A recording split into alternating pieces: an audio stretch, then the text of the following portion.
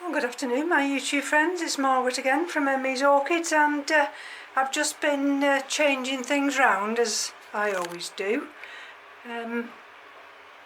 What you're looking at now, well, I've brought that shelf, which is the top of this one here, and instead of it being vertical, I've moved it horizontal.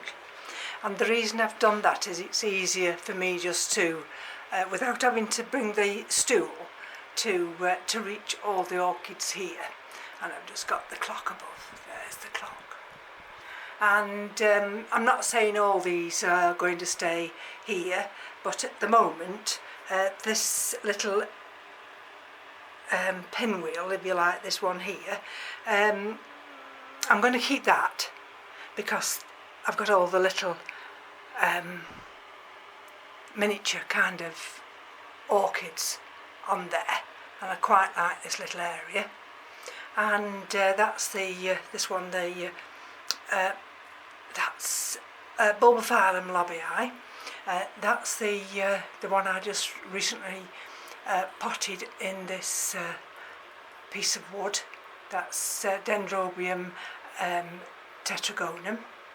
And here, if I show you from this angle, so this is the glass shelf, and I thought it's easier when I'm referring to orchids. I've got the Iron Maidens, I've got my long tall Sallies, and now this is the glass shelf.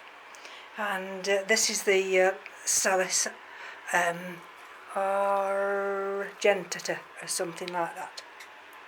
And this has been in bloom since I received it at the beginning of April. Bloom after bloom after bloom. I've got one there which I've grown on. That came last year, but I've got no blooms this year, which isn't surprising. But never mind, perhaps it's just transitioning.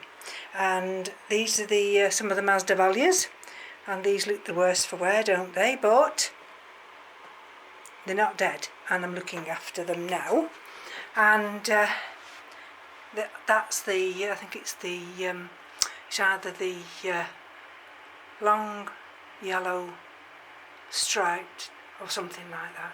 Oh, it's there, long yellow striped, that's right. And this one here, when they do bloom, they bloom for weeks and weeks. Look at that. Absolutely lovely. And I've noticed here, can you see, we've got another inflorescence there, and I can't stretch too far, but here, let me show you.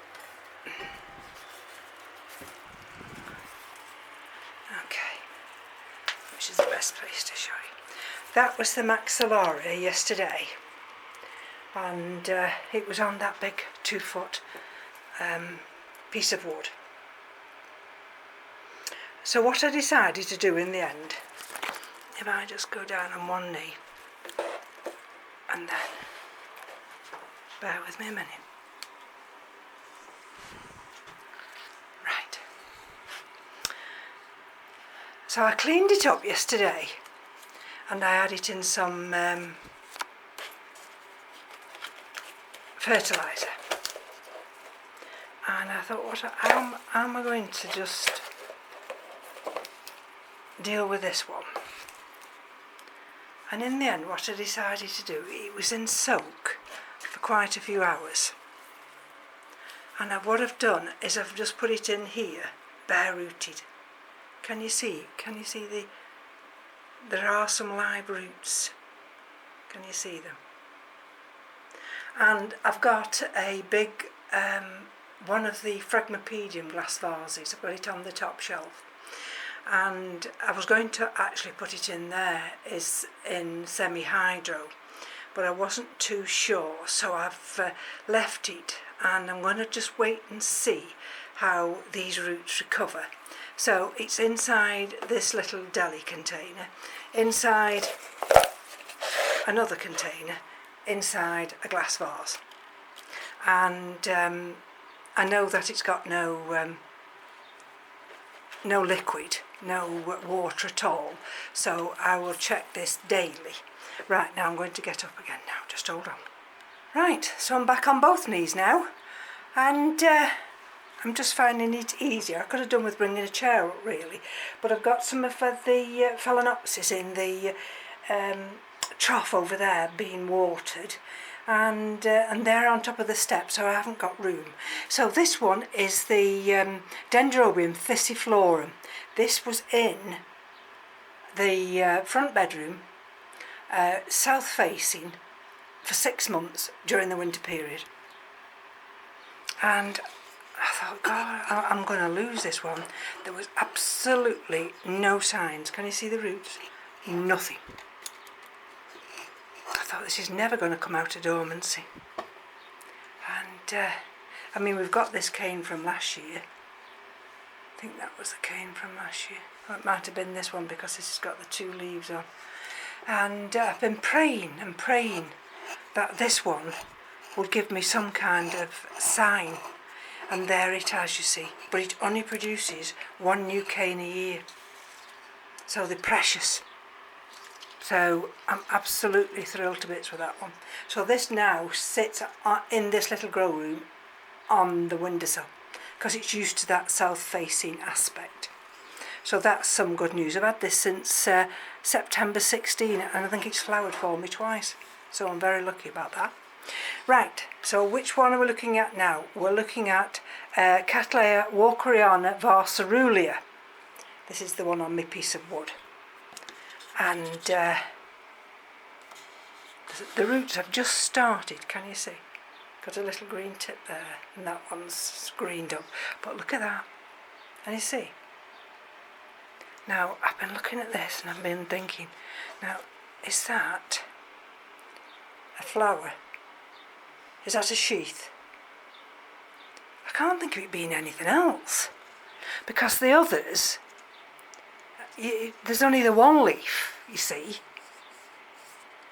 But this one, there's the 1 leaf, fair enough, but then this little, I'm sure it's a sheath. See, I've got another green root there. And if I turn it gently this way, I've got under there, can you see another little growth? I think I've got 2 growths. Oh, yeah, and there's another little growth. There. And you see, they're all clustered. They come and they all cluster together. And if I'm just gentle, to be ever so gentle here, which one is it? Which one is it? It's one. Oh, there it is. Can you see that one? There's another one. And if I look in there, there's another sheath in there. We've got another root coming out there. Now this is very awkward to water, this is. I have to tip it up to water it, because I can't afford to get water inside these 2 sheaths. Because if I get water inside them, it could just rot it. So I'm super, super careful with that.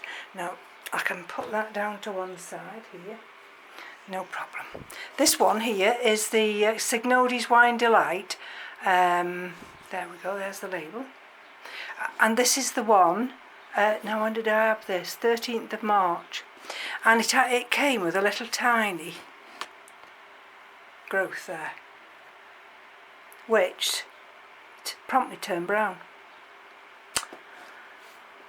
And so I thought, well, never mind. But look, it tried another one there, and that turned brown. But it's got another one coming here, which is still green.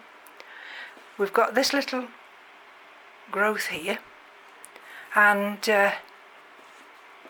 so we're just waiting for this one. I'm just waiting and waiting. I've got another one over there which I'm waiting for, so let's bring this one forward. And then, now this one I had last year, and this one is 0419, and I've repotted it 0120. Didn't flower last year, produced this lovely nice big pseudobulb. Okay, and there, can you see just under there? And I wasn't sure whether that was going to be a flower nubbing or a growth. And I think it's a growth, but it's not extended out, whereas this growth here is extending out, and I put this wire in to elevate this pseudobulb up because it was tipping over. And look how it's growing up the side of that that stake. But look at the roots on that. Can you see the nice roots? And so I can't water this yet. And then this other wizened pseudobulb here has got a growth there. It's got a nubbin there, and it's got another nubbin there. And so this one's got 1, 2, 3 little nubbins. And at one point, if you look right down there, it started to rot. But I've left it alone because watching Stephen Van Kempen-Lewis, he says that these new growths just take all the substance, no, that's the wrong word, from the you know what I'm talking about, from that bulb. So eventually that bulb will rot. But never mind. Anyway, that sits on the south-facing windowsill. So I'm going to put that one down here as well. Right, and this one, I'm thrilled to bits about this one. Okay.